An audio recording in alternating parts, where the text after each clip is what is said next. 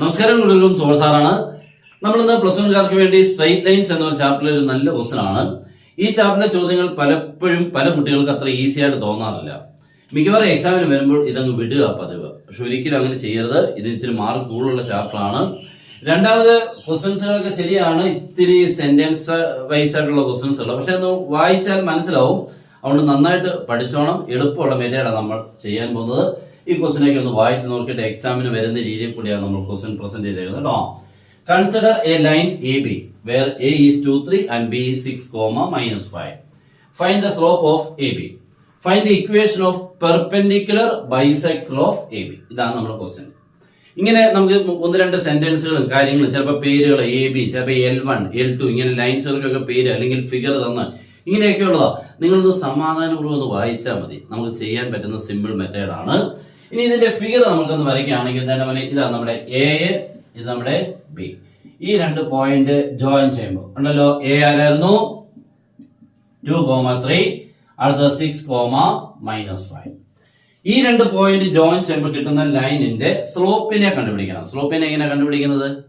രണ്ട് പോയിന്റ്സുകൾ ജോയിൻ ചെയ്തേക്കുന്ന ലൈനിന്റെ സ്ലോപ്പ് എന്ന് പറഞ്ഞാൽ y2 - y1 x2 - x1. Okay, അത് കണ്ടുപിടിക്കാം. നെക്സ്റ്റ് നമ്മൾ find the equation of perpendicular bisector of A B എന്ന് പറഞ്ഞാൽ ഈ ലൈൻ സെഗ്മെന്റിന്റെ കറക്റ്റ് നടുക്കൂടെ പെർപെൻഡിക്കുലർ, കറക്റ്റ് നടുക്കൂടെ, ഇതാണ് മിഡ് പോയിന്റ് ഉണ്ടല്ലോ, ചരിഞ്ഞു വരല് നേരെ പെർപെൻഡിക്കുലർ ആവുന്നുണ്ട്. ഈ ലൈനിന്റെ ഇക്വേഷൻ ആണ് നമുക്ക് വേണ്ടത്. ഓക്കെ, ഞാൻ അതിനെ ചുമ്മാ പേര് കൊടുക്കുന്നു പി ക്യു.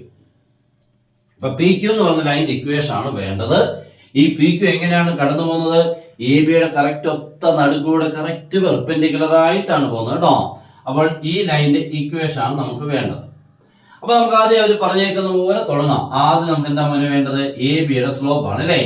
എ ബിയുടെ സ്ലോപ്പ് എങ്ങനെയായിരുന്നു? സ്ലോപ്പിന്റെ formula y2 - y1 x2 - x1. Okay, y2 - y1. അപ്പൊ ഇത് നമ്മുടെ x1 y1 ആയിട്ട് കരുതുക, ഇതിനെ x2 y2 ആയിട്ട് കരുതുക. അപ്പൊ y2 - y1 എന്ന് പറയുമ്പോൾ -5 - 3 on numerator. Okay, by x2 - x1 that is 6 - 2. Okay, അപ്പൊ -5 - 3 തരമനെ -8/4. ആൻസർ ഈസ് ആരെ കിട്ടി? -2. അപ്പൊ എ ബിയുടെ സ്ലോപ്പ് കിട്ടി. നമുക്ക് വേണ്ട എന്താണ്? എ ബിയുടെ സ്ലോപ്പ് കണ്ടുപിടിച്ച ശേഷം ഈ പി ക്യു എന്ന് പറഞ്ഞ പെർപെൻഡിക്കുലർ ബൈസെക്ടറിന്റെ ഇക്വേഷൻ വേണം. അപ്പൊ ഇപ്പൊ നമുക്ക് നോക്കിക്കേ, പി ക്യു എന്ന് പറയുന്ന ലൈനിന്റെ സ്ലോപ്പിനെ കിട്ടും. therefore slope of P Q എങ്ങനെ കിട്ടും? പി ക്യൂവും എ ബി തമ്മിൽ എങ്ങനെയാണ്? പെർപെൻഡിക്കുലർ അല്ലേ? അങ്ങനെയാണെങ്കിൽ എ ബിയുടെ സ്ലോപ്പ് ഉണ്ടെങ്കിൽ പി ക്യൂവിന്റെ സ്ലോപ്പ് കിട്ടും. ഒന്നുകൂടെ കേട്ടെ, എ ബിയുടെ സ്ലോപ്പ് ഉണ്ടെങ്കിൽ പി ക്യൂവിന്റെ സ്ലോപ്പ് കിട്ടും. എങ്ങനെ കിട്ടും? Negative reciprocal. അപ്പൊ -2 അല്ലയോ? നേരെ റെസിപ്രോക്കൽ എഴുതാനോ 1/-2 എന്നിട്ടൊരു നെഗറ്റീവ്. ഓക്കെ, ഇതിനെ വിളിക്കുന്ന പേരാണ് നെഗറ്റീവ് റെസിപ്രോക്കൽ. ബിക്കോസ് എന്താണ്? A B perpendicular P. Okay, രണ്ട് ലൈൻസുകൾ തമ്മിൽ പെർപെൻഡിക്കുലർ ആണെങ്കിൽ ഒരാളുടെ സ്ലോപ്പ് അറിയാമെങ്കിൽ മറ്റേയാളുടെ സ്ലോപ്പിനെ നമുക്ക് കണ്ടുപിടിക്കാം. ഇതാണ് തിരിച്ചിട്ടൊരു നെഗറ്റീവ് കൊടുത്താൽ മതി. രണ്ട് മൈനസ് പ്ലസ് ആയിക്കൊണ്ട് ഫൈൻഡ് ആൻസർ ആരെ കിട്ടിയവനെ 1/2. അപ്പൊ നമ്മുടെ ആരുടെ സ്ലോപ്പ് കിട്ടി? P Q. അതിന് ഞാൻ ഇന്ന് പേര് കൊടുത്തു എം. ഇതിന്റെ ഇടയ്ക്ക് നമ്മുടെ ക്ലാസ്സിനെ കുറിച്ച് പറയാണ്. നമ്മുടെ +2 ക്ലാസ് ഉണ്ട്, ജോയിൻ ചെയ്യാം. അടിപൊളിയായിട്ട് മാത്സിന് നമുക്ക് വളരെ സിമ്പിൾ ആയിട്ട് പഠിക്കാം. എല്ലാ ചാപ്റ്ററിനെയും നമുക്ക് 2 ടെക്സ്റ്റ് ബുക്ക് ആണ്, അത്ര ഈസി അല്ല പഠിച്ച് തീർക്കാൻ. രണ്ടത് മനസ്സിലാക്കുക. പിന്നെ കുറച്ച് കാൽക്കുലസ് ഉണ്ട്, കുറച്ചെന്ന് പറഞ്ഞാൽ നല്ല പോലെ ഉണ്ട്. അതിന് ഏറ്റവും ടഫായിട്ട് ഇന്റഗ്രേഷൻ ഉണ്ട്. ഇവനെയൊക്കെ നമുക്ക് അടിപൊളിയായിട്ട് മാത്സിനെ പഠിച്ചു പോകാനുള്ള രീതിയിലുള്ള ക്ലാസ്സും എന്നോടൊപ്പം തന്നെ നോട്ട്സും പിന്നെ ഇക്വേഷൻ ബുക്കിലെറ്റും ക്വസ്റ്റൻ പാക്കേജും നിങ്ങളുടെ ഡൗട്ട്സുകളും എല്ലാം ക്ലിയർ ചെയ്ത് പോകുന്ന ക്ലാസ് ആണ്. ആകെ 1 ഇയർ ഇത്രയുമേ ഉള്ളൂ. ഓക്കെ, ജോയിൻ ചെയ്യാൻ താഴെ തന്നുള്ള നമ്പർ നിങ്ങൾക്ക് കോൺടാക്ട് ചെയ്യാം. ഓക്കെ, നല്ല രീതിയിലുള്ള ക്ലാസ്സുകൾ കിട്ടി. +2 ആണ് ഏറ്റവും ഇമ്പോർട്ടന്റ്.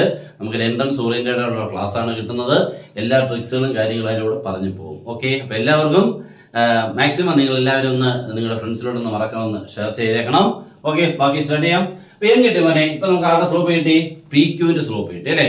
ഇനി പി ക്യൂ പാസ് ചെയ്യുന്ന ഒരു പോയിന്റ് ഉണ്ടെങ്കിൽ ഓക്കെ ആയി. പി ക്യൂ പാസ് ചെയ്യുന്ന പോയിന്റ് നമുക്കറിയാം, പോയിന്റ് സ്ലോപ്പ് ഫോം ഉണ്ടല്ലോ. ഏതായിരുന്നു? y - y1 is equal to m × x - x1. ഇവിടെ നമുക്ക് ഇപ്പൊ m കിട്ടിക്കഴിഞ്ഞു. ഇനി നമുക്ക് വേണ്ടത് x1 y1, അത് പാസ് ചെയ്യുന്ന പോയിന്റ്. മോനെ, ഈ പാസ് ചെയ്യുന്ന ഈ പോയിന്റ് പ്രത്യേകത എന്തോ? Perpendicular bisector, that means mid point. Okay, അപ്പൊ ഇത് മിഡ് പോയിന്റിൽ കൂടെയാണ് എന്ന് പറഞ്ഞാൽ എ ബിയുടെ കറക്റ്റ് മിഡ് പോയിന്റിൽ കൂടെയാണ് പി ക്യൂ പോകുന്നത്. അപ്പൊ മിഡ് പോയിന്റിനെ കണ്ടുപിടിക്കണം. എന്തായിരുന്നു മിഡ് പോയിന്റ് ഫോർമുല? എളുപ്പം എന്ന് പറഞ്ഞ mid point formula x1 plus x2 by 2 y1 plus y2 by 2.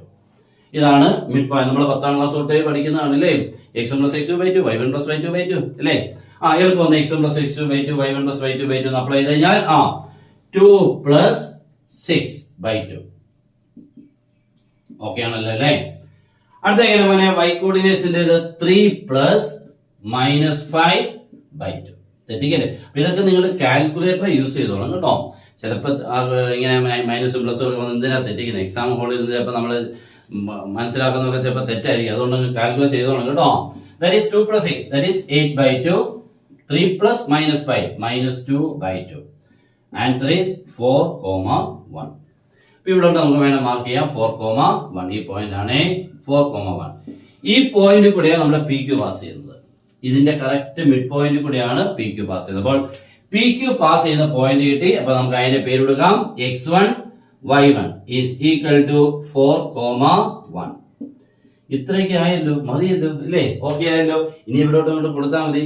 ഇനി that is simplification. That is y minus y1. What is y1? 1 is equal to m 1/2 into x minus x1 4. ശരിയാണല്ലോ അല്ലേ? Next നമുക്ക് കണ്ടല്ലേ എമ്മിന്റെ value fraction ആണ്, cross multiply ചെയ്യണം. That is 2 കൊണ്ട് വരുമ്പോൾ 2 into y minus 1 is equal to 2 ഈ പോകുന്നത് ബാക്കി ഇവിടെ 1 ഉള്ളൂ 1 into x minus 4. That is 2y minus 2 equal to x minus 4. എല്ലാത്തിനും ഇപ്പുറത്തോട്ട് കൊണ്ട് എന്തിനാ നമ്മൾ സമയം കളയുന്നത്? That is 2y minus 2 minus x plus 4 equal to എത്ര കിട്ടി? 0. ഓക്കെ, ആൻസർ എഴുതുമ്പോൾ മൈനസ് എക്സ് എഴുതി പ്ലസ് 2y എഴുതി. -2 and +4 becomes +2 ഈക്വൽ എത്രയാണ്? 0. തീർന്നു. ഓക്കെ, അപ്പൊ നമ്മുടെ ലൈനിന്റെ ഇക്വേഷൻ ഓക്കെ ആയി. ഇത്രയും ചെയ്യാനുണ്ട്. ഇതിന് നമുക്ക് ഏറ്റവും കുറഞ്ഞത് ഒരു 4 മാർക്കെങ്കിലും കിട്ടും കേട്ടോ. ഇങ്ങനത്തെ ക്വസ്റ്റ്യൻസുകൾക്ക് ഒരു 4 മാർക്സ് ഷുവറാണ്. അപ്പൊ എല്ലാവരും ചെയ്തൊക്കെ കൃത്യമായിട്ട് മനസ്സിലായെന്ന് തോന്നുന്നു. നമ്മൾ ആദ്യം എന്താ ചെയ്തവനെ? ആദ്യം എ ബിയുടെ സ്ലോപ്പിനെ കണ്ടുപിടിച്ചു.